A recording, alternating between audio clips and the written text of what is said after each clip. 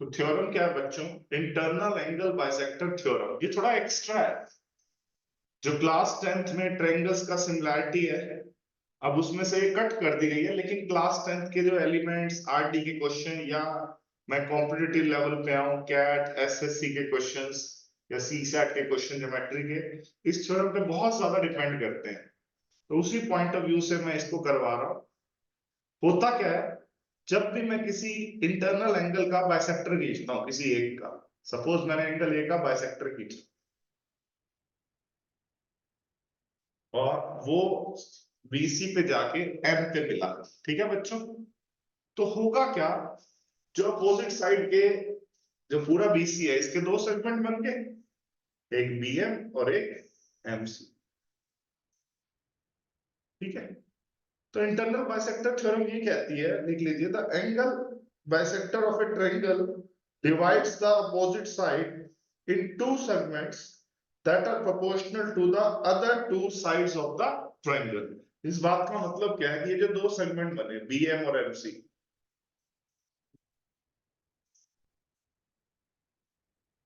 ये किसके रेशियो पे इक्वल होंगे?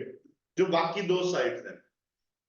सेगमेंट किसके बने? दो, बीसी के। तो बाकी दो साइड बचे कौन है? एक एपी और एक AC.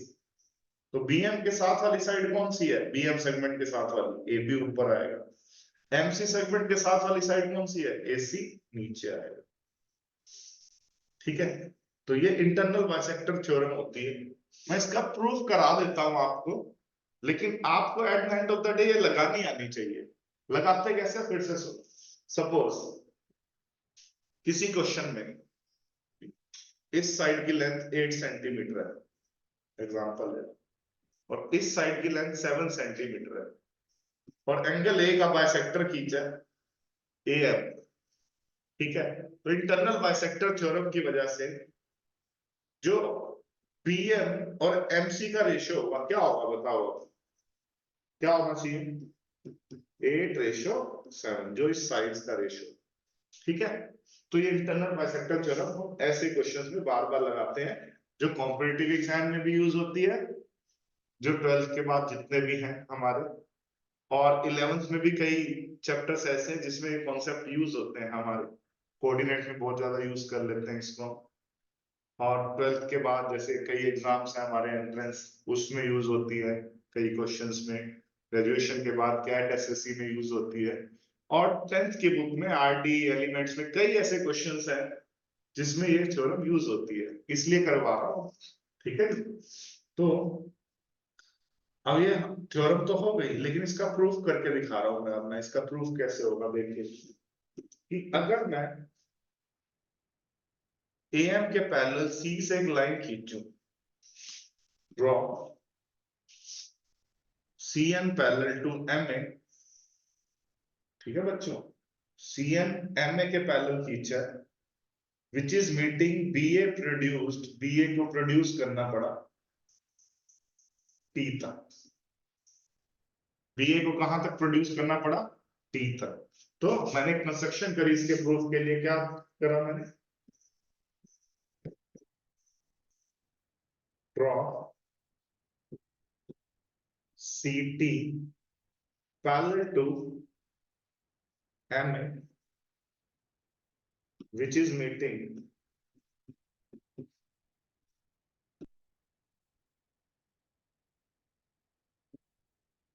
PA produced at T। आप यूं भी लिख सकते थे, आप यूं भी लिख सकते थे, draw a line from C parallel to MA which is meeting BA produced at T। तो logically CT parallel to MA ही हो गया। यहां तक आ गया? अगर इसके पैरेलल है तो हमने सब बच्चों ने 10th क्लास में पढ़ा है कि सर अगर एक ट्रायंगल है, इस ट्रायंगल को यूं देखो, मैं आपको दिखाता हूं। ये मैं ब्लू कर देता हूं, ट्रायंगल दिख रही है? बी से देखना शुरू करो, बीटीसी। तो बीटीसी ट्रायंगल दिख रही है, जिसमें एएम पैरेलल है सीटी के। तो हम सब ने 10th क्लास में बेसिक प्रोपोर्शनैलिटी थ्योरम पढ़ी है, बीपीटी पढ़ी है। तो उसके अकॉर्डिंग, बीपीटी के अकॉर्डिंग अगर A M parallel to C T है तो B A by A T किसके इक्वल होना चाहिए? B A by A T बताओ। B M by M C के इक्वल होना चाहिए। ये हमने कहां पढ़ा? पीपीटी में। ठीक है बच्चों, यहां तक समझ आया? इसको पॉइंट नंबर 1 दे दीजिए ना। फिर मैं आपसे कहूंगा सर, क्योंकि ए एम बाइसेक्टर है, इस थ्योरम का नाम ही यही है, एंगल बाइसेक्टर थ्योरम, तो angle 1 is equal to angle 2। ये बात तो गिवन हो गई, angle 1 is equal to angle 2। ये बात क्या होगी बेटा? गिवन हो गई। ठीक है जी, angle 1 is equal to angle 2 given.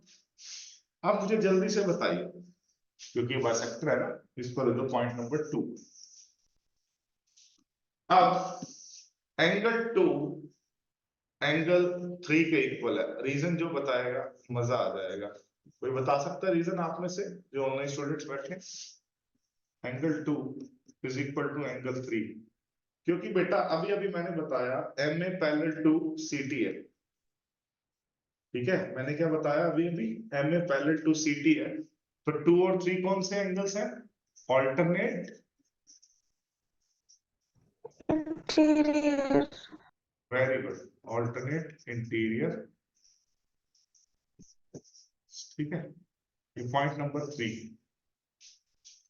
और angle 1 is equal to angle 4। Angle 1 is equal to angle 4 क्यों है बताओ? अगर मैं ध्यान से देखूं, M A parallel to C T है और ये ट्रांसवर्सल है हमारी बी टी, तो एंगल 1 और 4 कौन से एंगल हो गए? कोरस्पॉन्डिंग एंगल हो गए ना। ध्यान से देखो बच्चों, कोरस्पॉन्डिंग,